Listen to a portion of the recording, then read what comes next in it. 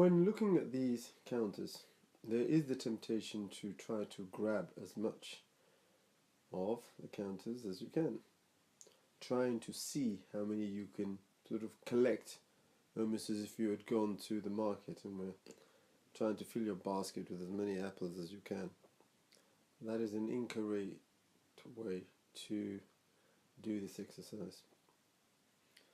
Looking calmly means looking steadily. Let your eyes move from the reds to the dark greens, to the light greens, to the yellows, to the orange. In a nice calm manner. You don't need to verbally note anything, just note that there are yellows and oranges and dark blues. Then, when you're finished, you just calmly close your eyes, and for a few minutes, or moments, rather than minutes, it will be fun, if your attitude is correct, to see how many of the counters have been retained on your mental plate.